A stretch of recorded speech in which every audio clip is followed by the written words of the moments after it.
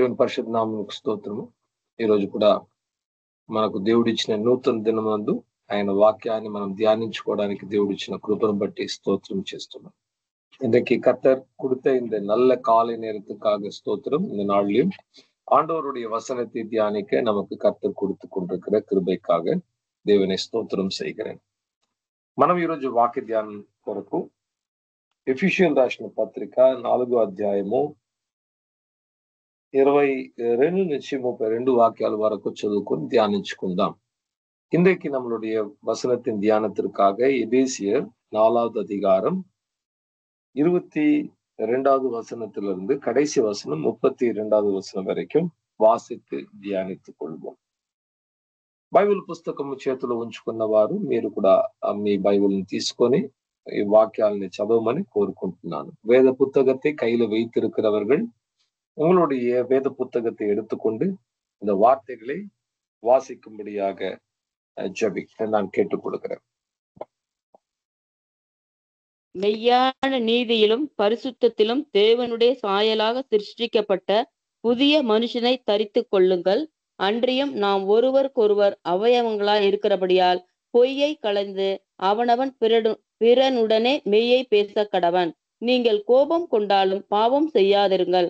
சூரியன் அஸ்தமிக்கிறதற்கு முன்னாக உங்கள் எரிச்சல் தனிய கடவது. பிசாசுக்கு இடம் கொடாமலும் இருங்கள். திருடுகிறவன் இனி திருடாமல் குறைச்சல் உள்ளவனுக்கு கொடுக்கத்தக்கதாக தனக்கு உண்டா இருக்கும்படி தன் கைகளினால் நலமான வேலை செய்து பிரயாசப்பட கடவன். கெட்ட வார்த்தை ஒன்றும் உங்கள் வாயிலிருந்து புறப்பட வேண்டாம். பக்தி விருத்திக்கு ஏதுவான நல்ல வார்த்தை உண்டானால் அதையே கேட்கிறவர்களுக்கு பிரயோஜனம் உண்டாகும்படி பேசுங்கள். அன்றியும் நீங்கள் மீட்கப்படும் நாளுக்கென்று முத்திரையாக பெற்ற தேவனுடைய பரிசுத்த ஆவியை துக்கப்படுத்தாதிருங்கள். சகலவிதமான கசப்பும் கோபமும் மூர்க்கமும் கூக்குரலும் தூஷணமும் மற்ற எந்த துர்க்குணமும் உங்களை விட்டு நீங்க கடவது. ஒருவருக்கொருவர் தயவாயும் மன உருக்கமாயும் இருந்து கிறிஸ்துவுக்குள் தேவன் உங்களுக்கு மன்னித்தது போல நீங்களும் ஒருவருக்கொருவர் మన్నియుంగల్. ఆమేన్. తెలుగులో ఒకరు చదువుకుంటే బాగుంటుంది. తెలుగులో ఒకరు ఈ వాక్య భాగాన్ని చదవమని కోరుకుంటున్నాను. తెలుగు భాషలో కూడా 22 నుంచి 25 బ్రదర్. 22 నుంచి 32.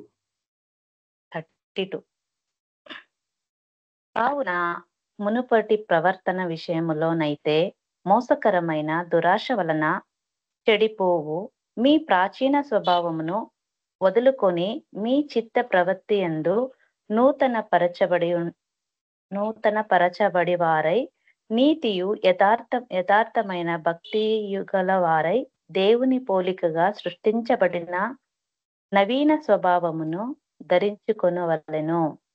మనము ఒకరికొకరము అవయములై ఉన్నాము గనుక మీరు అబద్ధమాడుట మాని ప్రతి వాడును తన పొరుగువానితో సత్యమే మాట్లాడవలెను. కోపపడుడి కాని పాపము చేయకుడి. సూర్యుడు అస్తమించు వరకు మీ కోపము నిలిచియుండకూడదు. అపవాదికి చోటియ్యకుడి. దొంగిలివాడు ఇక మీదట దొంగిలింక అక్కర గలవానికి పంచి పట్టుటకు వీలు కలుగు నిమిత్తము తన చేతులతో మంచి పని చేయుచు కష్టపడవలెను. వినువారికి మేలు కలుగునట్లు అవసరమును బట్టి క్షేమాభివృద్ధికరమైన అనుకూల వచనమే పలుకుడి కాని దుర్భాష ఏదైనను మీ నోట రానీయకుడి. దేవుని పరిశుద్ధాత్మను దుఃఖపరచుకుడి. విమోచన దినము వరకు ఆయనందు మీరు ముద్రింపబడి ఉన్నారు. సమస్తమైన ద్వేషము, కోపము, క్రోధము, అల్లరి, దూషణ, సకలమైన దుష్టత్వము మీరు విసర్జించుడి. ఒకని ఎడల ఒకడు దయకలిగి కరుణాహృదయములై క్రీస్తునందు దేవుడు మిమ్మును క్షమించిన ప్రకారము మీరును ఒకరినొకరు క్షమించుడి. ఇప్పుడు మనం ఇక్కడ చదువుకున్న ఈ వాక్య భాగాన్ని ఒకసారి మనము ధ్యానించినట్ల అనేకమైన ఆత్మీయమైన రహస్యము మనం ఎలా నడుచుకోవాలి అన్న దాన్ని పరిశుద్ధాత్మ దేవుడు మనకు బోధిస్తున్నాడు. இந்த பாகத்தில் நாம் வாசித்த இந்த வசனங்களை சற்று தியானித்து பார்த்தால் நாம் எப்படி நடந்து கொள்ள வேண்டும், எப்படி இருக்க வேண்டும் என்று பரிசுத்த ஆவியானவர் நமக்கு తెలీవాக எழுதியிருக்கிறார்.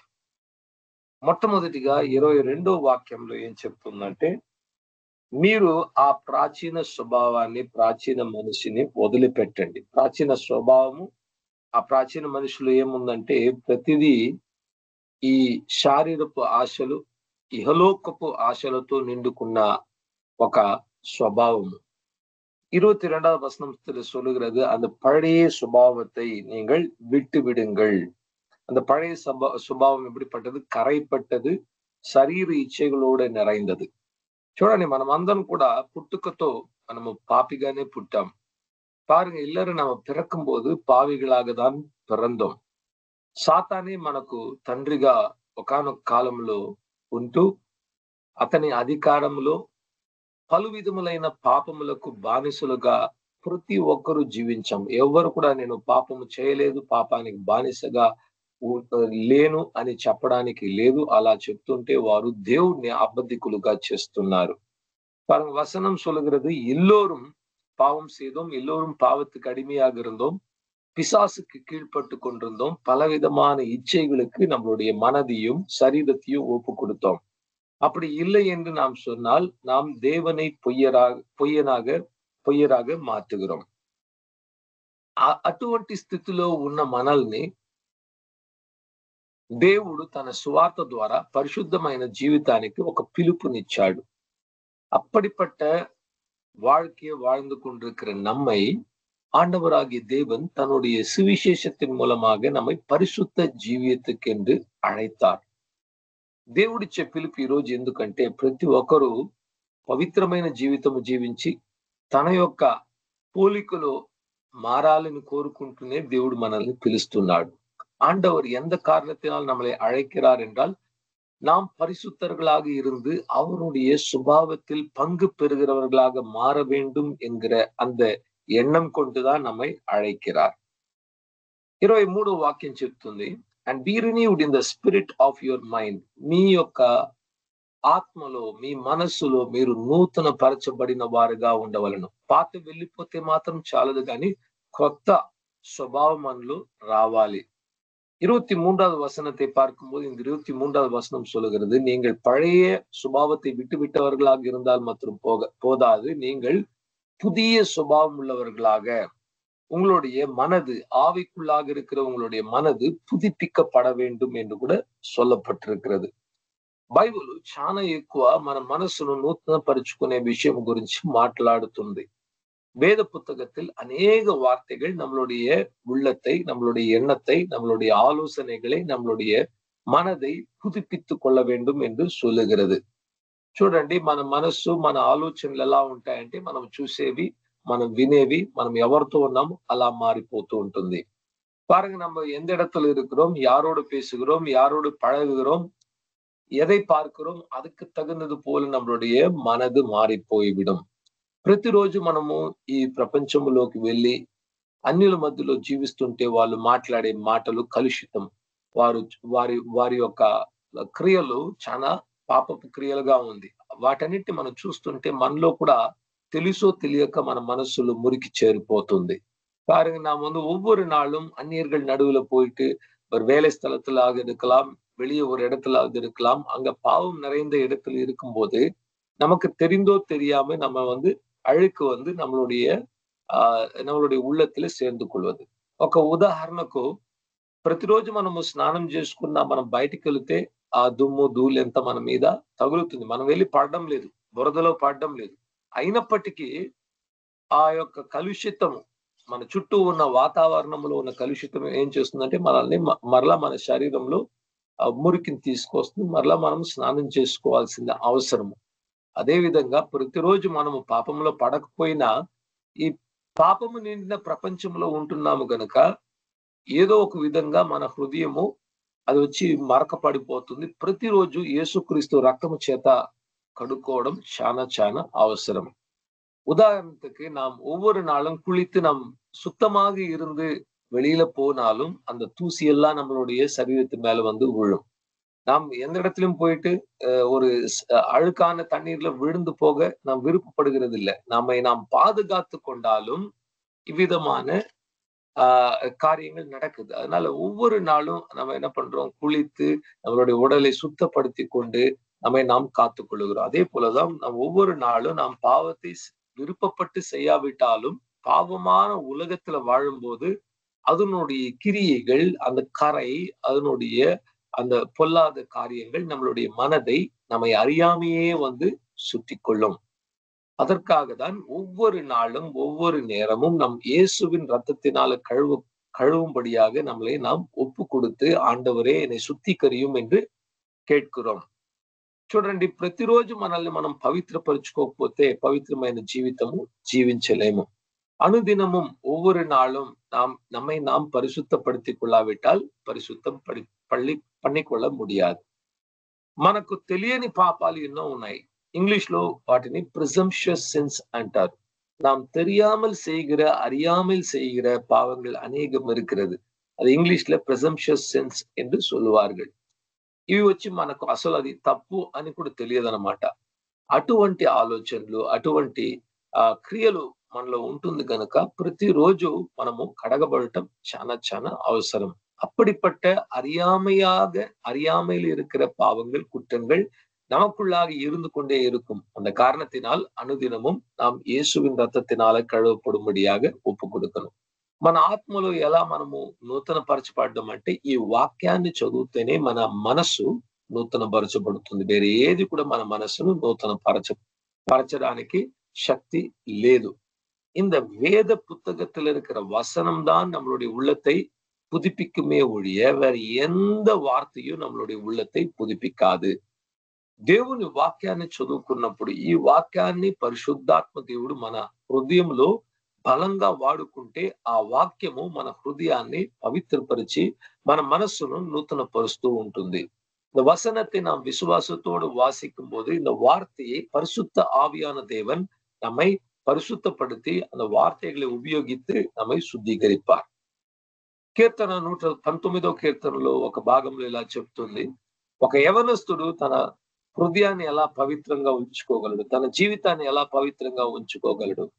మీ యొక్క వాక్యాన్ని హృదయంలో దాచుకున్నట్టు ద్వారానే కానీ వేరే ఏ ఒక్క మార్గం లేదని కూడా దేవుని వాక్యం చెప్తుంది. ஆண்டவருடைய வசனம் சொல்கிறது, ஒரு வாலிபன் தன்னுடைய வழிகளை எப்படி சுத்தமாக வைத்துக் கொள்வான். 119வது சங்கீதத்தில் அவனுடைய இந்த வார்த்தை, உம்முடைய வார்த்தையை இதயத்தில் வைத்துக் கொள்ளுகிறது மூலமாகவே ஒரு మనిదన్ அப்படி పరిశుద్ధமான வாழ்க்கையில நடக்க முடியும். ఈ రోజు మనల్ని మనం ప్రశ్నించుకోవాలి. మన హృదయాన్ని, మన తలంపులను, ఆలోచనలను దేవుని వాక్యము చేత మనం నూతనపరుచుకుంటున్నామా, లేకపోతే లోకము చెప్పే కార్యమును బట్టి మన మనసు మారిపోతుందా? இன்றைக்கு நம்மை நாம் கேட்க வேண்டிய கேள்வி, நம்மளுடைய மனதை தேவனுடைய வார்த்தையினால நாம் ஒவ்வொரு நாளும் அனுதினமும் புதுப்பித்துக் கொண்டிருக்கிறோமா? இல்லாவிட்டால் உலகம் சொல்லுகிற காரியங்களை பார்த்து கேட்டு அதனால நம்மளுடைய மனது கெடுமையில போய் கொண்டிருக்கிறதா என்று கூட பார்க்கணும். 24వ వాక్యం, and ye put on the new man which after God is created in righteousness and true holiness. నిజమైన పవిత్రతలో, నీతితో దేవుడు సృష్టించిన ఆ కొత్త మనిషిని మనం ధరించుకోవాలంట. ఆ కొత్త మనిషిని దేవుడు సృష్టించి మనలో అటువంటి ఒక కొత్త మనిషిని యేసుక్రీస్తు ద్వారా దేవుడు నియమిస్తున్నాడు. பாருங்க, ஒரு உண்மையான பரிசுத்தமும் நீதியும் உள்ள தேவனால படைக்கப்பட்ட அந்த புதிய மனிதனை நாம் தரித்து கொள்ள வேண்டும். దేవుడు ఎప్పుడు ఒకటి తీసేస్తే మరొకటి ఇస్తాడంట. ஆண்டவர் எப்பவுமே பாருங்க, ஒரு விஷயத்தை எடுத்துட்டா ஒரு விஷயத்தை கொடுப்பார். సాతాను పడిపోయాడు దేవుడిని ఆరాధించుకోలేక. ఆ సాతాను ఉన్న స్థానములో మనుషులైన మనల్ని దేవుడు నిర్మించాడు. பிசாசு ஆண்டவரை துதிக்க வேண்டும், ஆராதிக்க வேண்டும், அவன் விழுந்து போன காரணத்தினால మనిదర్களை உண்டாக்கினார். యేసుక్రీస్తు ఒక ఉపమానము తన బోధనలో ఇలా చెప్పాడు. ఒక వ్యక్తి ఒక ఇంట్లో అపవిత్రత ఉంటే, ఒక అపవిత్ర ఆత్మ ఉంటే, ఆ అపవిత్ర ఆత్మను వెళ్ళగొట్టి ఆ ఇంటిని పవిత్రపరిచి ఖాళీగా ఉంచితే ఏం జరుగుతుందంట? ఆ అపవిత్ర ఆత్మ వెళ్ళి అటు ఇటు తిరిగి దానికి స్థలం, ఎక్కడ జీవించడానికి స్థలం లేదని చూసి తన సొంత ఇంటికి తిరిగి వచ్చి చూసినప్పుడు ఆ ఇల్లు వచ్చి చాలా శుభ్రపరిచి ఖాళీగా ఉంచబడిన దాన్ని చూసిన వెంటనే వెళ్ళి ఇంకొక 7 ఈ అపవిత్రాత్మ కంటే ఇంకా శక్తి కలిగినది, అపవిత్రతో నిండుకున్న బలమైన ఆత్మలు 7 ఆత్మలు తీసుకొచ్చి ఆ ఇంట్లో వచ్చిందంట. అప్పుడు మొదటి స్థితి కంటే ఇప్పుడు ఆ వ్యక్తి యొక్క చివరి స్థితి చాలా దారుణంగా ఉంటుందని కూడా அபவித்ராத்மல குறித்து போதிச்சிட்டప్పుడు యేసుక్రీస్తు చెప్పాడు. அசுத்த ஆவிகளை குறித்து ஆண்டவராக இயேசு கிறிஸ்து போதிக்கும் போது இப்படி சொன்னார். பிசாசினால பிடிக்கப்பட்டவனுக்குள்ள இருக்கிற பிசாசை நீங்கள் துரத்தி விட்டு விட்டால் அந்த இடம் எப்படி இருக்கும் என்றால் ஒரு சுத்தம் செய்யப்பட்ட கழுவப்பட்ட ஒரு வீடை போல இருக்கும். ஆனா காலியா இருக்கு. இந்த ஆவி அங்கும் இங்கும் திரிந்து அதற்கு தங்க இடம் கிடைக்காம அது என்ன செய்யுமா, அதை விட இன்னும் மோசமா இருக்கிற ஒரு 7 ஆவி கூப்பிட்டுட்டு வாங்க போலாம், என் வீடு சுத்தமா இருக்குதுன்னு சொல்லி அந்த வீட்டுக்குள்ளவே திரும்பி வருமா. அப்போ அந்த கடைசி நிலைமை முதல் நிலைமை விட ரொம்பவும் பயங்கரமான நிலைமைக்குள்ளாக போகும் என்று ఆండవరాగియ యేసు சொன்னார். ఈ యొక్క బోధనలో అర్థం ఏంటంటే మన హృదయాన్ని ఊరికే మన పాపాన్ని తీసి ఖాళీగా ఉంచుకుంటే సరిపోదండి. దానికి బదులుగా దేవుని నీతి, దేవుని పరిశుద్ధత, దేవుడిచ్చే ఆ యొక్క మంచి గుణాలతో మనల్ని నింపుకోవాలి. இந்த போதனையிலிருந்து நாம் கற்றுக்கொள்ள வேண்டிய காரியம் நம்மளுடைய உள்ளத்தை சுத்திகரித்துக் கொண்டு சுத்தமாக வைத்து காலியா வைக்கிற தேவனுடைய சித்தம் கிடையாது. பாவத்துக்கு பதிலாக பரிசுத்தம் வர வேண்டும், అనీతికి பதிலாக నీతి நமக்குள்ள வர வேண்டும். ఒకవేళ మనము పాపాన్ని మాత్రం విడిచిపెట్టి నీతిని కోరుకోకపోతే ఏమవుతుంది, ఈ పాపం వెళ్ళి ఇంకా అత్యధికమైన పాపాన్ని తీసుకొచ్చి మన గృహమును ఇంకా చెరుపుతుంది. ஒருவேளை நம்மளுடைய உள்ளத்துல இருக்கிற பாவத்தை மாத்திரம் நாம் விட்டுவிட்டு பரிசுத்தத்தை ஏற்றுக்கொள்ளாவிட்டால் இந்த பாவமானது வெளியில போய் மறுபடியும் வரும்போது அதிகமான పాపத்தை கொண்டு వரும்.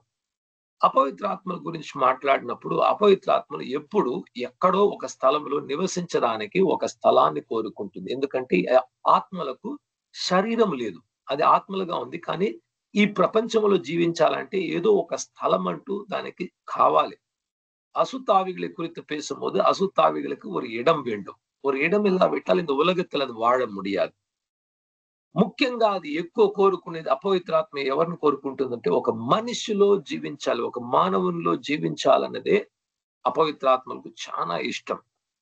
இந்த அசுத்தாவிகள் வாசம் செய்கிற இடம், அது அதிகமாக நேசிக்கக்கூடிய விரும்பக்கூடிய ஸ்தலம் எது என்றால் ஒரு மனுஷனுடைய சரீரத்துக்குள்ளாக தான் வாசம் செய்ய வேண்டும் என்று நினைக்கிறார். ఎప్పుడు ఒక మనిషిలో వచ్చి దూరి ఒక మనిషిలో నివసించడం మొదలు పెడుతుందంటే వాళ్ళ అపవిత్రాత్మ చేత పట్టబడిన వారిగా మారిపోతారు. எப்போ இந்த ஆவி ஒரு மனுஷனுக்குள்ளாக வந்து வாழ ஆரம்பிக்குமோ அவங்க பிசாசு பிடித்தவர்களாக మారుகிறார்கள். మన హృదయంలో మనం ఒక్కరమే ఉండాలి, దాంతో పాటు దేవుడు ఉంటే సరిపోదు. కానీ అపవిత్ర ఆత్మ వస్తే అసలు నెమ్మది ఉండదు. நம்மளுடைய உள்ளத்துக்குள்ளாக நாம் ஒருவரும் தேவன் தான் இருக்கணும். ஆனா அசுத்தாவிகள் வந்து விட்டால் அவங்களுடைய வாழ்க்கையில ஒரு సంతోషమే இருக்காது. ఈ అపవిత్ర ఆత్మల చేత దయ్యముల చేత పెట్టబడిన వారిని చూసినట్లా వాళ్ళు చాలా హింసకు గురవుతూ ఉంటారు. இந்த அசுத்தாவினாலும் பிசாசினாலும் பிடிக்கப்பட்டவர்களை நீங்க பார்த்தீர்கள் என்றால் அவர்கள் மிக மிக பாடுக்கும் వేదనக்கும் அவர்கள் ஆளாகி கொண்டிருப்பார்கள். కొన్ని ఆత్మలు మనుషులను పట్టుకోవడానికి తగిన బలము సరిపోకపోతే ఆ జంతువుల్లో కూడా కొన్ని ఆత్మలు నివసిస్తూ ఉంటుంది. కుక్కలో అయినా ఒక పందిలో అయినా ఎక్కడికైనా వెళ్ళి ఒక జంతువులో కూడా నివసించడం మొదలు పెడుతుంది. యేసుక్రీస్తు ఆ అపవిత్రాత్మలను వెళ్ళగొట్టినప్పుడు అది కోరుకుంది మమ్మల్ని ఆ పందిలో పంపించేసేయండి ఆ కోరుకుంది. ஆண்டவராக இயேசு அந்த பிசாசுகளை சுவிசேஷத்துல துரத்தின உடனே அந்த ஆவிகள் கேட்டது, எங்களை அந்த பன்றிகளுக்குள்ளாக அனுப்புங்க. మనిషిని కడక కట్టి పండిகளுக்குள்ளாக అசுத்தாవిகள் వాழும். కొన్ని ఇండ్లలో కూడా పాడైపోయిన ఇంట్లో ఎవరు లేని స్థలాల్లో అక్కడ కూడా అపవిత్రాత్మలు ఉంటాయి. చెట్ల మీద, మరి సముద్రాల్లో, అరణ్యాల్లో, అడవుల్లో, ఎవరు లేని స్థలాల్లో ఉంటాయన్నమాట. ఇవన్నీ నిజము. అక్కడ ఆ ఆత్మలు వచ్చి అది విశ్రాంతి తీసుకుంటుంది. అక్కడికి ఎవరన్నా వెళితే వారిని పెట్టుకోవడానికి కూడా అవకాశం ఎక్కువ ఉందన్నమాట. பாழடைந்து போன வீடு, புறக்கணிக்கப்பட்ட ஸ்தலம், செடி கொடி மரம், பள்ளத்தாக்கு, சமுத்திரம், வனாந்திரமான இடம், காடு, இப்படிப்பட்ட இடத்துல కూడా ఆవిகள் இருக்கும். కొన్ని అపవిత్ర ఆత్మలు కొందరిని పట్టుకోవడం ఎప్పుడు వాళ్ళు వచ్చి దూరిపోతుందో ఆ కారణం బట్టి వాళ్ళు మాట్లాడలేక మూగోలుగా మారిపోతారు, చెవిటోలుగా మారిపోతారు. మరి 99% అపవిత్ర ఆత్మలు క్రియ చేసినప్పుడు మానసికమైన ఒత్తిడిలోగా ఒక మనిషిగా జీవించలేక చాలా பாதுக்கு குருவுத்து ఉంటారు.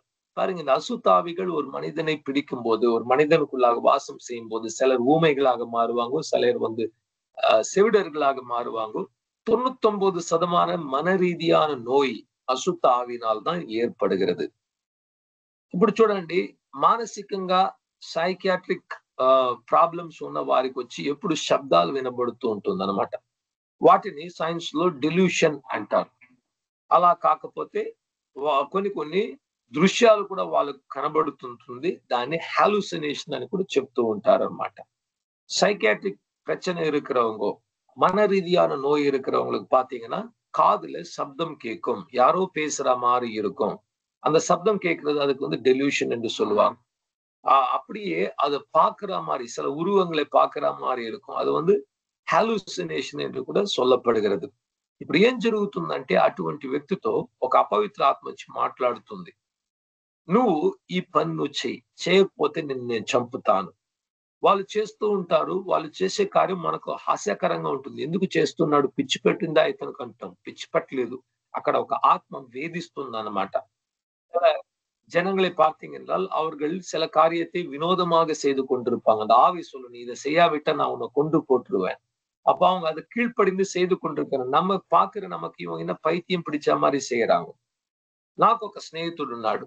ఆ స్నేహితునికి వచ్చి చిన్న వయసులో 3వ తరగతి 4వ తరగతి చదువుకున్న సమయాల్లో మా ఊర్లో అపవిత్ర ఆత్మ చేత పీడబడిన వాడుగా రోడ్ల మీద పరిగెత్తేవాడు అనమాట. వాళ్ళ నాన్న వెనక బండేసుకొని పరిగెత్తే కూడా పెట్టుకోలేడు, అంతగా పరిగెత్తేవాడు. తిరిగేవాడు, ఇంటికి వచ్చేవాడు కాదు. ఎక్కడెక్కడ తీసుకెళ్లారంటే అన్ని హాస్పిటల్కి తీసుకెళ్లారు, ఎవ్వరు కూడా మందులతో నయం చేయలేకపోయారు. எனக்கு தெரிந்த ஒரு நண்பன் இருந்தார் எங்களுடைய ஊர்ல. அவருக்கு பைத்தியம் பிடிச்ச மாதிரி ஒரு மாதிரி மனசு மாறி சின்ன வயதுல வீட்டை விட்டு ஓடிக்கொண்டே இருப்பாங்க. அவங்க அப்பா ஸ்கூட்டர் போட்டு பின்னாடி போய் பிடிக்க முயற்சி செய்வார். நிம்மதி இல்லை வீட்டுல. காட்டாத மருத்துவர்கள் இல்ல, டாக்டர்கள் இல்ல. లక్షకణకాన రూపాయలు సెలవుపెడుతున్నాను, ఒరువురం సుఖపడుత முடியல. చివరిగా ఒక పెంతెకోస్తు సంఘానికి వెళ్ళారు. అక్కడ 21 రోజు ఫాస్టింగ్ ప్రేయర్ చేసి అబ్బాయిని అక్కడ ఉంచారు. బాగయ్యాడు. ఈరోజు మంచి కుటుంబంతో మంచి పని చేస్తూ పిల్లలతో సంతోషంగా ఉన్నాడు.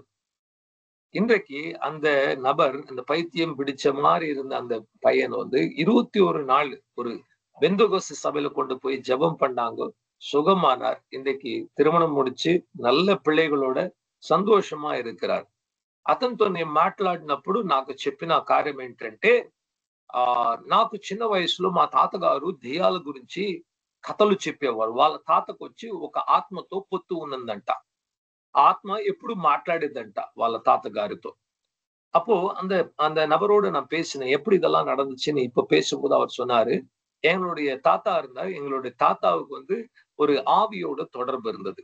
ఆయనకి ఎలా కలిగింది ఆత్మతో పొత్తు అంటే, ఆ కాలంలో డ్రామాస్ స్టేజ్ వీధుల మీద వాళ్ళు వచ్చి కొన్ని డ్రామాస్ వేసేవారు. అలా కొన్ని జాతరలకు వేయడానికి ఎముకలు తీసుకోవడానికి వెళ్ళాడంట. చనిపోయిన వారి ఎముకలను తీసుకొని మాంత్రికుడిని లాగా నటించడానికి వేసుకుంటే ఆ రోజు నుంచి ఒక ఆత్మ శబ్దముతో మాట్లాడటం మొదలు పెట్టిందంట.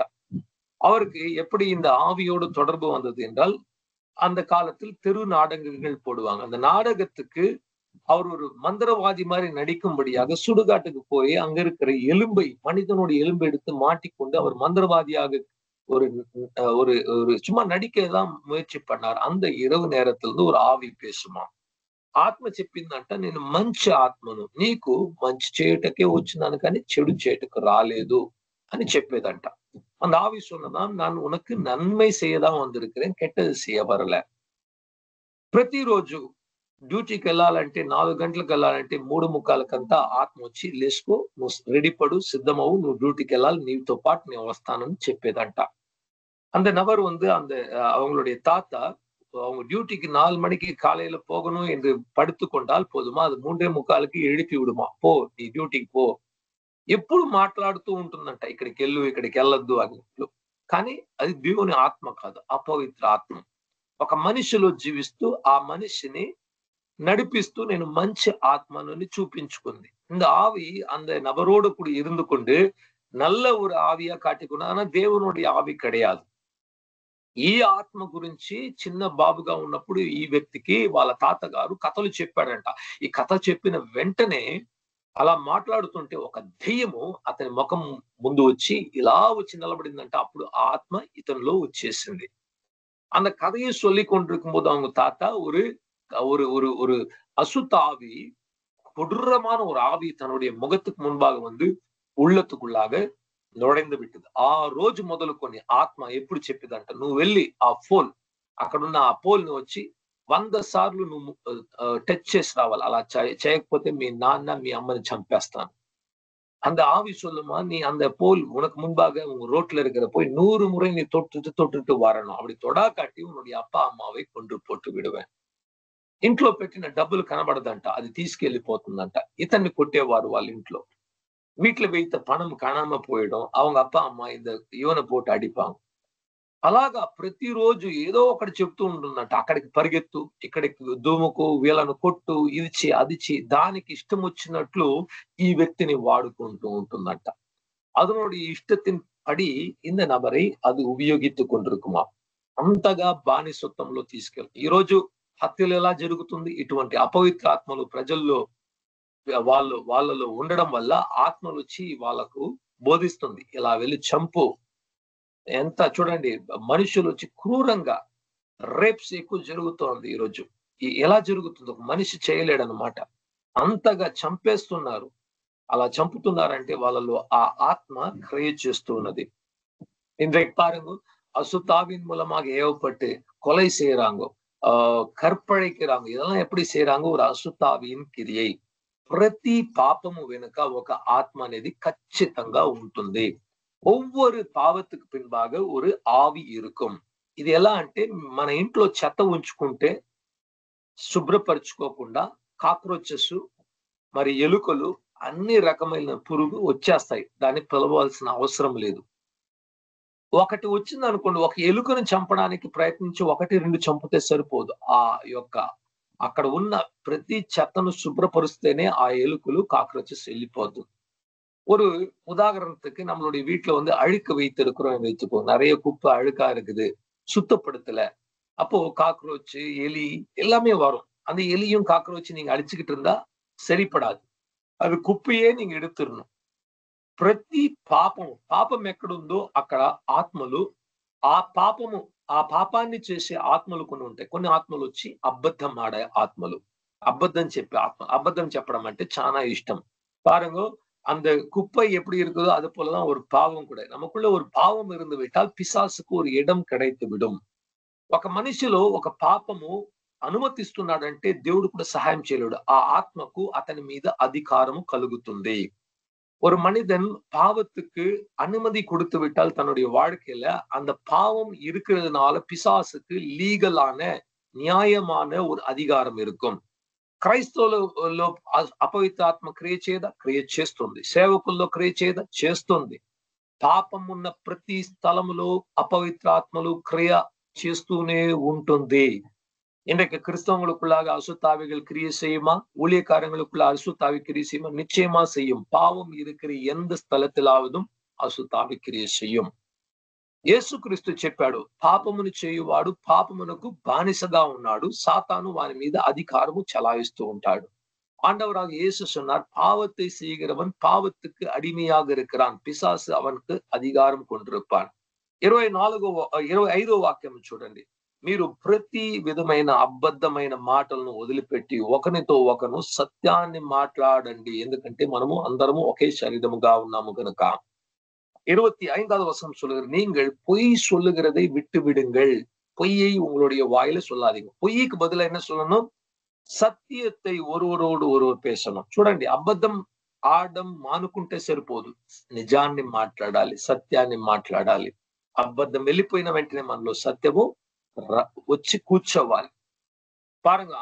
நமக்குள்ள இருக்கிற இந்த பொய்யான நாக்கு போன உடனே பொய் போனா மாத்திரம் போகாது, அதோட கூட என்ன வரணும்? సత్యமான వార్తలు వరణం. అబద్ధం మాట్లాడే వారిలో అబద్ధం మాట్లాడుతున్నారు అనుకోండి ఒక్కసారి 2 సార్లు, ఆ తర్వాత ఏమవుతుందంటే అబద్ధం మాట్లాడే ఆత్మ వాళ్ళు వచ్చి కూర్చుంటుంది, వాళ్ళ శరీరంలో వాళ్ళ మనసులో ఉంటుంది. అబద్ధాలు పచ్చి అబద్ధాలు ఆడడానికి ఎంతకైనా తెగిస్తుంది. ఎందుకంటే ఆత్మకు అబద్ధం ఆడడమే ఇష్టము. ఇప్పుడు ఒక వ్యక్తి అటువంటి ఒక స్థలాన్ని ఇచ్చాడు కనుక ఆ స్థలాన్ని వాడుకొని ఆ వ్యక్తి జీవితాన్ని పాడు చేసేస్తుంది. பாருங்க, பொய் சொன்னால் என்ன நடக்கும்? பொய் சொல்லுகிற ஆவிகள் இருக்கும், அதுக்கு பொய் சொல்றதுதான் பிடிக்கும். அது அந்த மனிதனுக்குள்ளாக நுழைந்து அவனுக்குள்ளாக பொய் சொல்லும். మనం సత్యం మాట్లాడినప్పుడు సత్యమైన ఆత్మ, దేవుని పరిశుద్ధాత్మకు ఒక పేరు సత్యమైన ఆత్మ అని కూడా. ఆ సత్యమైన ఆత్మ దేవుడు మనలో నివసించి సత్యాన్నే మాట్లాడుతాడు. நாம் உண்மையை பேசினால் சத்தியத்தின் ஆவியானவர் நமக்குள்ளாக வந்து సత్యத்தை பேச வைப்பார். 26వ వాక్యం చెబుతుంది, మీరు కోపపడినను పాపము చేయకుండే. సూర్యుడు అస్తమించే ముందు మీ కోపము చల్లారిపోవాలి, మనశ్శాంతి కలగాలి. ஆண்டவருடைய வசனம் இந்த இடத்துல கட்டளை கொடுக்கிறது. 26வது வசனம், நீங்கள் கோபம் கொண்டாலும் பாவம் செய்யாதிருங்கள். சூரியன் அஸ்தமிக்கிறதுக்கு முன்பாகவே உங்களுடைய கோபம் தணிந்து போக வேண்டும். కోపము వల్ల కలిగే ప్రమాదము చాలా ఎక్కువ అండి. வருகிற విளைவுகள் భయంకరமானது. కోపం వల్ల హత్యలు జరిగిపోతుంది, కోపపడుகிறதுனால కొలైகள் நடக்கிறது, కోపం వల్ల కుటుంబాలు విడిపోతుంది, భార్య భర్త విడాకులు ఇచ్చేస్తున్నారు. ఎందుకంటే ఊరికే ఒక కోపం వచ్చింది, మాటకు మాట మాట్లాడి అది చాలా అతిక్రమించి చివరికి ఏమవుతుందంటే స్థితి ఒకరిని ఒకరు విడిచిపెట్టి వెళ్ళిపోయే ఒక స్థితి అనేది కలుగుతుంది. கோபத்தினால பாருங்க, ஒரு கணவன் மனைவி சண்டை போட்டுட்டு ஒருத்தர் தூஷித்து கொண்டு கடைசியாக விவாகரத்துக்கு கூட இந்த கோபம் தான் ఉదవి செய்கிறது, ఇలాంటి అది ఉంది அதுக்குள்ளாக క్రియ செய்கிறது. మొట్టమొదటిగా మనము కోపపడకూడదు. ఇక్కడ బైబిల్ ఏం చెప్తుంది? కోపపడినను అంటే ఎక్స్ట్రీమ్ అన్నమాట. ఒకవేళ మీ వల్ల కాకుండా కోపం వచ్చినప్పటికీ పాపం చేయొద్దు. కోపం వస్తే పాపం చేయని వాళ్ళు ఎవరన్నా ఉన్నారా? ఒక్కసారి మీరు ఆలోచించి చూడండి. వేదం என்ன சொல்லுது? கோபப்படக்கூடாது. ஆனா கோபப்பட்டாலும் పావం செய்யாதிருங்கள். కోపం వల్ల పాపం செய்யாம இருக்க முடியுமா? ఎవరి మీద మన కోపం వస్తే మనకు ద్వేషం అనేది వారి మీదకి ఖచ్చితంగా వస్తుంది. நமக்கு ஒருத்தர் மேல கோபம் வந்துட்டா அவங்க மேல వెరుపు வந்துடும். ఒకరి మీద కోపం వచ్చినప్పుడు మన నోట్ల నుంచి ఎటువంటి మాటలు వస్తాయి? శాపగ్రస్తమైన మాటలు వచ్చేస్తాయి. ஒருத்தர் மேல் நாம் கோபப்படும் போது நம்மளுடைய வாயிலிருந்து எப்படிப்பட்ட வார்த்தை வரும்? శాపமான వార్తகள், కట్ట వార్తகள் வந்துவிடும். కోపపడినప్పుడు ఏం జరుగుతుందంటే మన హృదయంలో ఉన్న నెమ్మదిని మనం కోల్పోతాం. దేవునికి మనకున్న నెమ్మదిని మనం కోల్పోతాం. கோபப்படுகிறதால் நமக்கும் தேவனுக்கும் இருக்கிற సంతోషం, அந்த సమాధానத்தை நாம் இழந்து போகிறோம். 27వ వాక్యం చెప్తుంది, neither give place to the devil. కోపపడినప్పుడు ఏం చేస్తున్నామంటే సాతానుకు ఒక దారి ఇస్తున్నామంట, ఒక స్థలం ఇస్తున్నాం. 27వ వచనం சொல்கிறது, நீங்கள் பிசாசுக்கு இடம் கொடாதிருங்கள். அப்போ கோபப்படுகிறதுனால, பொய் சொல்லுகிறதுனால పిశాసుకి ఇడం கொடுக்கிறோம் என்று అర్థం. కోపపడినప్పుడు, పాపం చేసినప్పుడు, అబద్ధాలు ఆడినప్పుడు మనం సాతానికి, దెయ్యానికి మన జీవితంలో స్థలం ఇస్తున్నాము. 28వ వాక్యం, దొంగలించేవాడు ఇక దొంగలించకుండా కష్టపడి పనిచేసి తన సొంత చేతితో పనిచేసి ఇతరుల యొక్క అవసరానికి ఇచ్చేవారుగా మారిపోవాలని కూడా చెప్తుంది. திருடுகிறவன் இனி திருடாமல் கஷ்டப்பட்டு உழைத்து சம்பாதித்து மற்றவங்களுக்கு கொடுக்கிறவனா మారணும். దొంగలించడం ఆపుకుంటే చాలదు కానీ ఇతరులకు ఇచ్చేవారుగా కూడా మారాలి. நாம் திருடுகிறதை நிறுத்திவிட்டால் మాత్రం పోదాదు, మற்றవங்களுக்கு கொடுக்கிறவங்களா కూడా இருக்கணும். మరి కొందరైతే చెప్తారండి, నేను అసలు దొంగలించడం లేదు, నా డబ్బుతోనే, నా సొమ్ముతో నేను బ్రతుకుతున్నాను. చాలా మంచిది, కానీ దేవునికి దశంభాగాలు కానుకలు మీరు చెల్లిస్తున్నారా? ప్రతి నెల దేవుడు మిమ్మల్ని పోషిస్తుంటే சிலர் சொல்லுவாங்க, நாங்க வந்து யாருகிட்டையும் நான் திருடலாம் கிடையாது, நான் கஷ்டப்பட்டு உழைச்சி என் குடும்பத்தை நான் காப்பாற்றுறேன். உன்னுடைய தசம்பாகங்களையும் காணிக்கைகளையும் நீ வந்து కర్తருக்கு నీ వందు కొడుకురయ్యా. నిన్నటి దినంలో ఒక సహోదరి గారు కాల్ చేసి కొన్ని అపవిత్రాత్మతో కొన్ని ప్రాబ్లమ్స్ ఉండడం వల్ల కాల్ చేసి మాట్లాడుతున్నారు. అప్పుడు ఈ విషయం వచ్చిందనమాట, దొంగిలించే విషయం. వాళ్ళ జీవితంలో ఒప్పుకున్నారు. నేను అసలు మంచి డాక్టర్ గా పనిచేస్తున్నారు, రూపాయి కూడా దేవునికి ఇవ్వడం లేదు, కానుకలు ఇవ్వడం లేదు, దశంభాగాలు ఇవ్వడం లేదు. చూడండి, అందుకే చెప్పాను, మీరు వెళ్ళే సంఘానికి మీరు కానుకలు దశంభాగాలు ఇవ్వకపోతే మీరు దేవుణ్ణి దొంగలిస్తున్నారు. Will a man rob God? Yes, you rob me in your tithes and offering, says the Lord in Malachi. Malachi ప్రవచన పుస్తకంలో దేవుడు చెప్తున్నాడు, ఒక మనిషి దేవుణ్ణి దొంగలించునా? కానీ ఇజ్రాయెల్ అయితే దొంగలిస్తున్నది ఎందులో అంటే தசம்பாகாల్లో காணுக்கொள்ளோ. பாருங்க, நேற்று தினத்தை ஒரு சகோதரிடத்தில் பேசிக்கொண்டு அவங்க நல்ல ஒரு டாக்டரை வேலை பண்றாங்க. ஆனா அவங்களுடைய காணிக்கை தசம்பாகத்தை சபைக்கு கொடுக்கறது இல்லை, அவங்க போற சபைக்கு. அப்போ அப்படி செய்கிறதுனால కర్తరే ఇవங்க வந்து తిరుగుறாங்க. చూడండి, బాగా అర్థం చేసుకోండి. నేనేం చెప్తున్నాను, వారి వెళ్ళి వాళ్ళు ఇవ్వాలి, ఈ సేవకి ఇవ్వమని నేను చెప్పడం లేదు. నువ్వు వెళ్ళే సంఘానికి, మీ పాస్టర్కు, మీ సేవకు, మీ యొక్క మిమ్మల్ని దేవుడు ఎక్కడ ఉంచాడో ఆ స్థలంలో దేవుని వాక్యము ప్రచురింపబడ్డానికి, ఈ సువార్త ప్రకటింపబడ్డానికి, ఈ మాట ఇంకా 10 మందికి చేరాలంటే మనం ఇచ్చే దశంபாகாలు కానుకలు చాలా అవసరము. நான் பாருங்க, எனக்கு காணிக்கை கொடுங்க, இந்த ஊழியத்துக்கு கொடுங்க, நான் கேட்கல. நீங்க போகிற சபைக்கு, உங்களுடைய ஊழியக்காரருக்கு, உங்களுடைய சபைக்கு நீங்க கொடுக்கும் போது உங்கள் பணத்தை வைத்துக் கொண்டு இனி ஒரு 10 பேருக்கு சுவிசேஷம் அறிவிக்கப்பட அந்த సభயின் కార్యங்கள் செய்ய ఏదువా இருக்கும். ఈరోజు అటువంటి దొంగతనం చేస్తున్నావా? మారు మనసు పొంది దొంగలించకుండా ఇక దేవునికి ఇతరులకు ఇచ్చేవారుగా మనం మారుదాం. இன்றைக்கு நாம் அப்படி திருடர்களாக இருந்தால் நாம் வந்து அந்த கிரியை விட்டு మற்றவங்களுக்கு கொடுக்கிறவங்களாக దేవునికి கொடுக்கிறவங்களா మారணும். 29వ వాక్యము, చెడ్డ మాటలు మీ నోటి నుంచి రాకూడదు, దానికి బదులుగా మంచి మాటలు రావాలంట. ఇతరుల్ని బలపరిచే మాటలు, వినేవారికి కృపను దయచేసే మాటలు మీరు మాట్లాడాలి. 29వ வார்த்தையை பாருங்க, எவ்விதமான துர்பாஷைகள், கெட்ட வார்த்தைகள் உங்களுடைய வாயிலிருந்து புறப்படக்கூடாது. அதற்கு பதிலாக நீங்க பேசுகிற வார்த்தை மற்றவர்களுக்கு மிகுந்த బలనాగా இருக்கணும், கிருபை கொடுக்கிறதா இருக்கணும், அவங்களை ఉత్సాహపడుతుகிற వార్తగలాగా இருக்கணும். ఈరోజు మన మాటలు ఎలా ఉన్నాయి? మన నోట్లోంచి చెడ్డ మాటలు వస్తుందా? మనం ఇతరులను శపిస్తున్నామా? ఇతరులను నిందిస్తున్నామా? ఇతరుల్ని అవమానపరుస్తున్నామా? ఇతరుల గురించి ఒకవేళ మనము చెడ్డ మాటలు మాట్లాడకపోయినా అన్నమాట, ఇతరుల గురించి చాడీలు చెప్పడము, లేకపోతే వారి గురించి తప్పుగా మాట్లాడడం, అటువంటి మాటలకు మనం కూడా గురైపోతున్నాం. మనం పనిచేసే స్థలంలో అయినా, కుటుంబంలో అయినా, ஸ்நேகிతుల மத்தியலோக்கு వెళ్ళినప్పుడు. ஒருவேளை பாருங்க, இன்றைக்கு நாம் வந்து கெட்ட வார்த்தைகளை பேசாமல் இருக்கலாம், ஆனால் மற்றவங்களை குறித்து குறை கூறுகிற வார்த்தைகள், அவங்க இல்லாத நேரத்துல அவங்களை குறித்து குறைவாக பேசுகிறது, குற்றம் பேசுகிறது, அப்படிப்பட்ட వార్తகள் நமக்குள்ளாக இருக்கிறதா? బైబిల్ వాక్యము ఎక్కువ విలువ మన నోటి మాటకు ఇచ్చి ఉన్నది. మన నోటి మాటలో దేవుడు జీవమును మరణమును ఉంచాడంట. మనం మాట్లాడితే ఆ మాటలు కొంచెం శక్తి కూడా ఉందన్నమాట.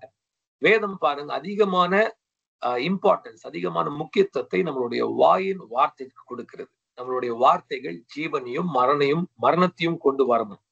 நம்மளுடைய வாயின் వార్తల அது வந்து బలం இருக்கிறதுனால దేవుని அதை பார்க்கிறார். చివరి దినములో ఒక స్టాండర్డ్ దేవుడు మనల్ని ఎలా తీర్పు తీరుస్తాడంటే, మన నోటి మాటలను ఉంచుకొని తీర్పు తీరుస్తాడంట.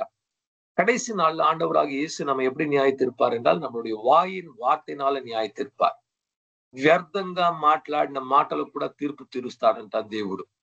ஆண்டவர் பாருங்க, நம்ம வந்து வீணாக பேசுகிற వార్తகளுக்கும் அவர் நியாயத்திருக்க போகிறார் என்று சொல்லப்பட்டிருக்கிறது.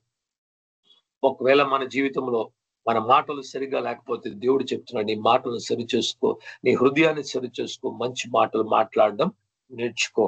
நம்மளுடைய வாழ்க்கையில கெட்ட வார்த்தைகளும், குறை பேசுகிற வார்த்தைகளும், குற்றம் பேசுகிற வார்த்தைகள் இருந்தால் ஆண்டவர் சொல்லுகிறார், உன்னுடைய உள்ளத்தை நீ மாற்றிக்கொண்டு இப்பொழுது நீ நல்ல காரியங்களை பேசுகிறவளாக மாறிவிடு. 30వ వాక్యం, grieve not the Holy Spirit of God, whereby you are sealed unto the day of redemption.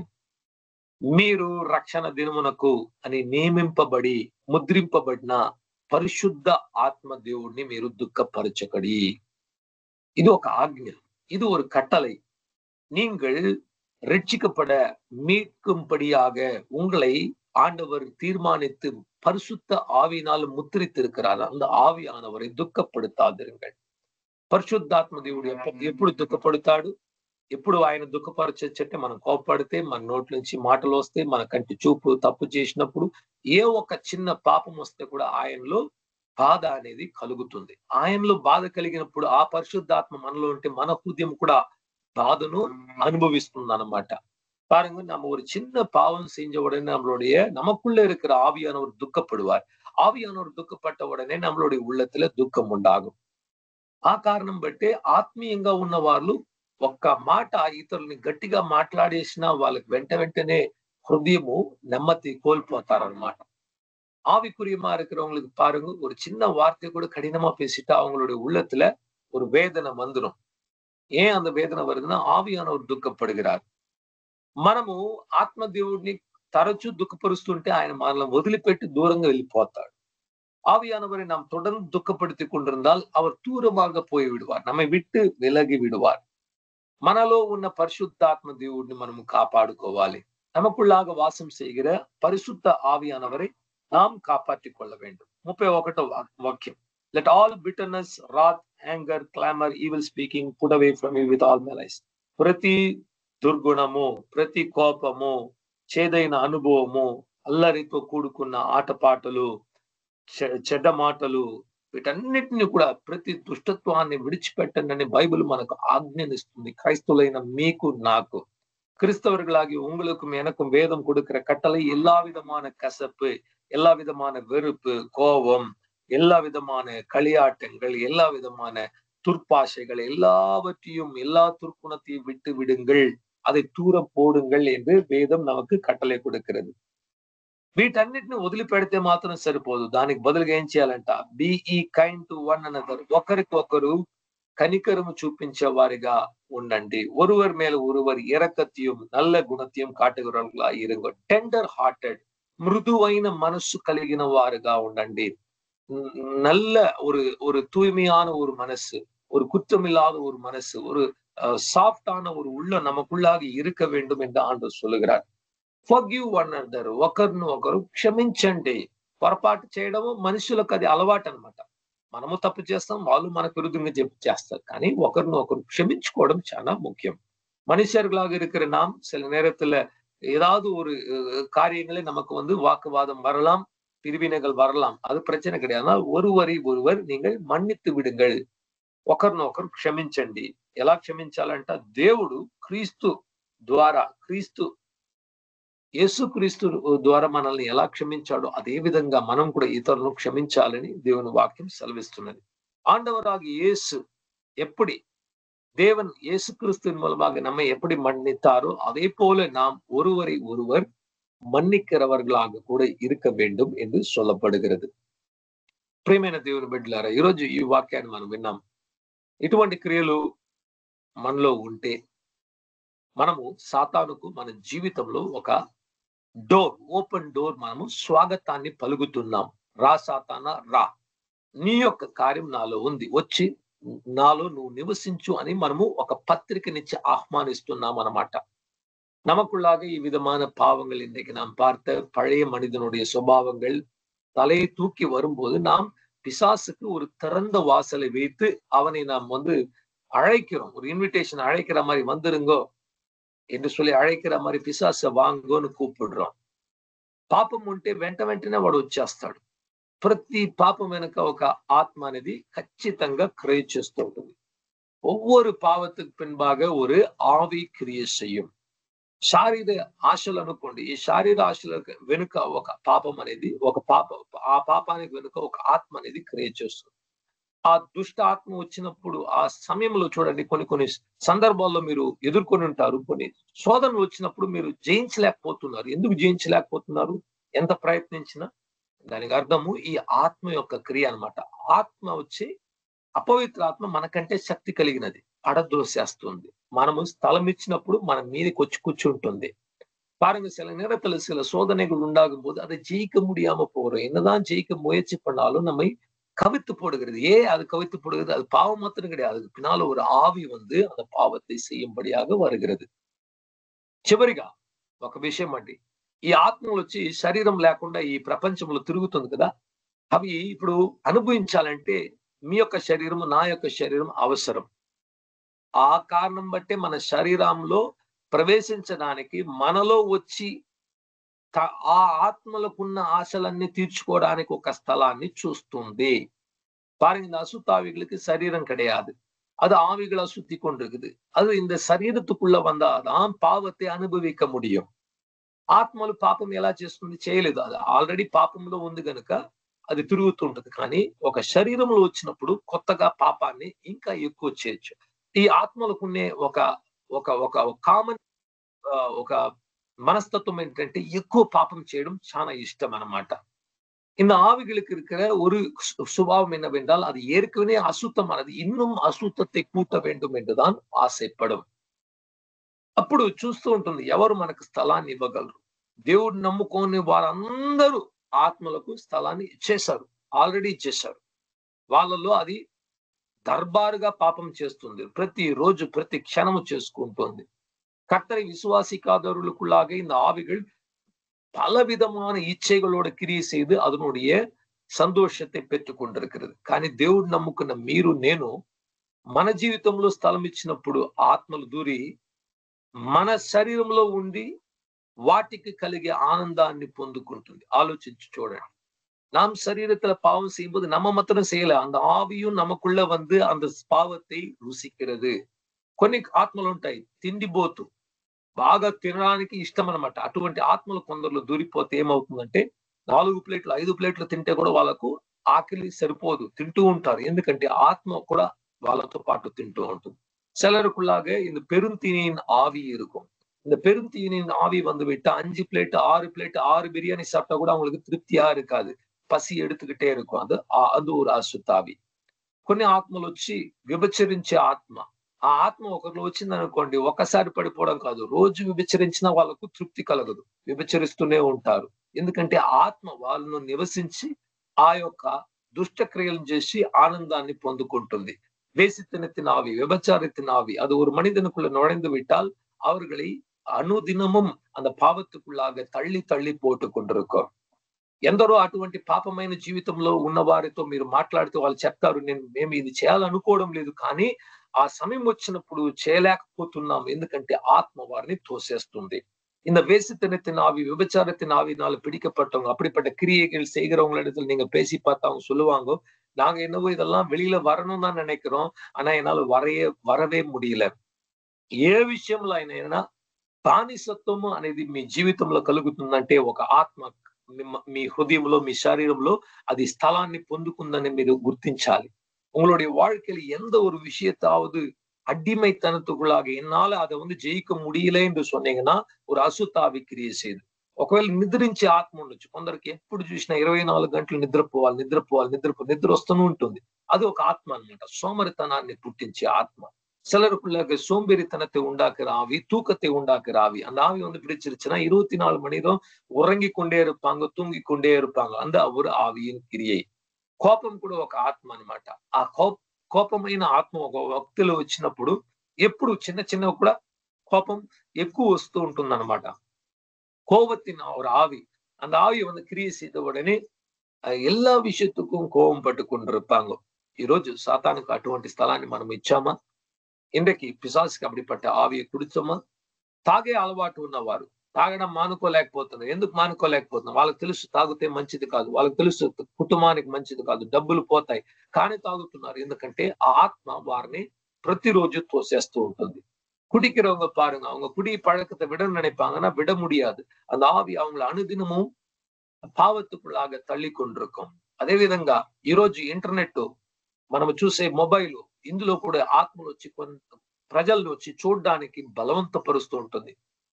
చూడకూడని కార్యాన్ని, చూడొద్దు అన్న కార్యాన్ని కూడా చూడడానికి ఎక్కువ 90% పైగా ఉన్న క్రైస్తవులు ఈ రోజు ఇంటర్నెట్ లో పాపం చేస్తున్నారు.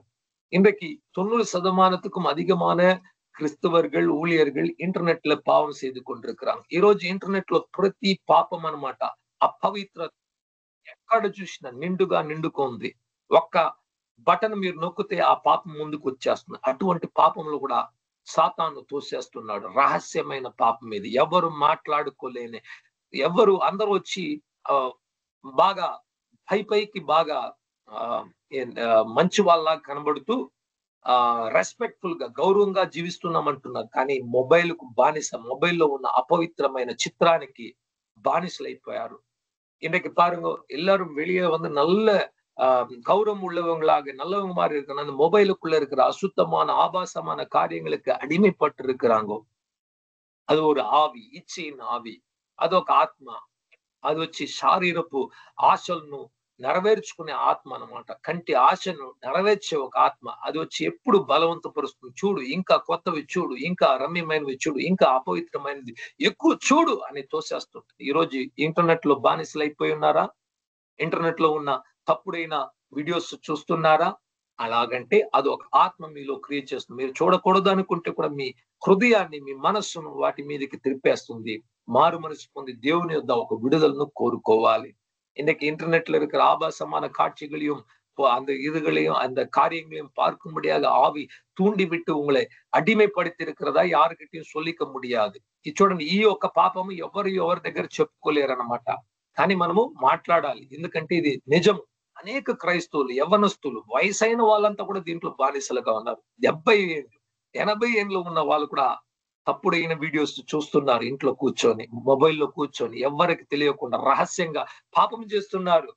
இன்னைக்கு பாருங்க, சின்ன பிள்ளைங்கள்ல வாலிபர்கள் கிடையாது, வயதானவங்க கூட 70-80 வயது இருக்கிறவங்க கூட இன்டர்நெட்ல இருக்கிற தவறான காட்சிகளை, தவறான வீடியோகளை பார்த்துக்கிட்டு இருக்கிறாங்க. ప్రియులారా, మోసపోకుడి. ఇవి వచ్చి సాతాను యొక్క క్రియ. అన్బానవర్గలే, நாம் ఏమాందు పోగ వేండాం. இதெல்லாம் పిశాసుடைய క్రియ, వంచకం. నిన్నటి దినము చూసాము, సాతాను వచ్చి వంచేస్తాడు. ఇలాంటి వంచనను సాతాను ఉంచాడు. ఈ రోజు అన్నిటికంటే ఎక్కువ మనకు పాపం చేయడానికి ఏది సహాయం చేస్తుందంటే మీ చేతిలో ఉన్న మొబైల్. ఈ మొబైల్ ఫోన్ ను మీరు జాగ్రత్తగా దేవుని అదుపులో ఉంచుకొని ఉపయోగించుకుంటే మీ క్రైస్తవ జీవితం చాలా చక్కబడుతుంది. మన సమయాన్ని దోచుకునేది ఆ మొబైలే. మన మనసులో ఉన్న నెమ్మదిని దోచుకునేది మొబైలే. లేనిపోని కార్యాలన్నీ చూస్తుంటే టెన్షన్ పెరిగిపోతుంది అన్నమాట. இன்னைக்கு பாருங்க, இந்த கையில வச்சிருக்கிற மொபைல் தான் நம்மளுடைய நேரத்தை திண்டுகிறது. நம்மளுடைய உள்ளத்துல இருக்கிற சமாதானம், ఏదో செய்தியெல்லாம் பார்க்கும்போது உள்ளத்துல இருக்கிற సమాధానం వెలగి పోగుது. ఇవన్నీ కూడా శారీరపు క్రియలు, పాత మనిషి యొక్క క్రియలు. వీటన్నిటిని విడిచిపెట్టి కొత్త మనిషిని నువ్వు నీతిలో, పరిశుద్ధతలో ధరించి నడవాలనే దేవుని వాక్యం ఈ రోజు మనకు సెలవిస్తుంది. ஆண்டவருடைய வசனம் இன்றைக்கு சொல்லுகிற, இந்த பழைய மனிதன் பழைய சுபாவத்தை விட்டுவிட்டு புதிய மனிதனை நீதியிலும் பரிசுத்தத்திலும் தரித்து நடங்கள் என்று சொல்லி இருக்கிறது. దేవుడు ప్రతి ఒక్కరికి కూడా విడుదల ఇచ్చును గాక. ఆండవరు ఒవ్వొరుతరుకు విడుదల కొడుపారాగ. మనము స్వతంత్రులుగా ఏ ఒక ఆత్మకు మన జీవితంలో మనము స్థలం ఇవ్వాల్సిన అవసరం లేదు. పరిశుద్ధ ఆత్మ ఒక్కరికే మన శరీరంలో ఆయనే నివసించాలి, ఆయన ఒక్కనికే స్థలము ఇవ్వాలి. இன்னைக்கு பாருங்க, எந்த ஒரு அசுத்தாவிக்கும் நம்மளுடைய சரீரத்துக்குள்ளாக, மனதுக்குள்ளாக இடம் கொடுக்க வேண்டிய அவசியம் இல்லை. ஆவியானவர் ஒருவருக்கு தான் நாம் இடம் கொடுக்க வேண்டும். వాటి యొక్క ఆ అపవిత్ర ఆత్మల యొక్క బానిసత్వములు మనం ఉండడానికి లేదు, కానీ వాటిని మన కాళ్ళ క్రింద అనగదొక్కాలని దేవుడు మనకు ఈ రోజు సెలవిస్తున్నాడు. அந்த அசுத்தாவிகள் நம்மை ஆட்டி படைக்கூடாது. அசுத்தாவிகள் நம்மளுடைய కాల్கள் కళీల పోటు நாம் మెదిక வேண்டும். యేసుక్రీస్తు చెప్పాడు, మీకు సర్పముల మీద, తేళ్ల మీద అనగదొక్కే శక్తిని నేను ఇచ్చున్నాను, అధికారాన్ని ఇచ్చున్నాను. ఏ అధికారం? ఇదే అధికారం. ఆ ఆత్మలను, ఆత్మ క్రియలను మనం నాశనం చేయాలి, కానీ మన జీవితంలో ఎంత మాత్రం అనుమతించకూడదు.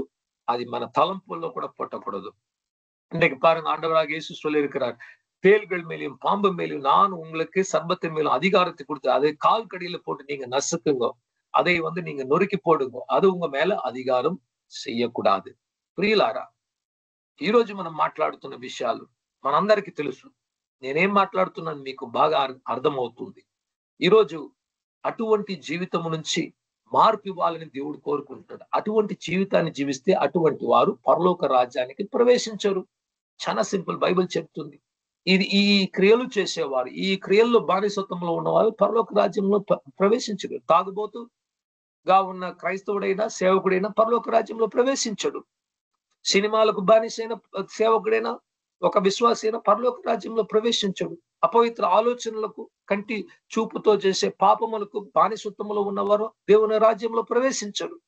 குடி பழக்கத்துக்கு அடிமையா இருக்கிறவங்க, இன்டர்நெட்ல இருக்கிற பாவத்துக்கு அடிமையா இருக்கிறவங்க, சினிமாவுக்கு அடிமையா இருக்கிறவங்க, எல்லா விதமான அசுத்தமான எண்ணங்களுக்கு அடிமையா இருக்கிறவங்க, பொய்க்கு அடிமையா இருக்கிறவங்க பரலோக ராஜ்யத்துக்குள்ள அவங்க கிறிஸ்தவர்களாக இருந்தாலும் பிரவேசிக்க முடியாது, ஊழியக்காரர்களாக இருந்தாலும் பிரవేశిக்க முடியாது.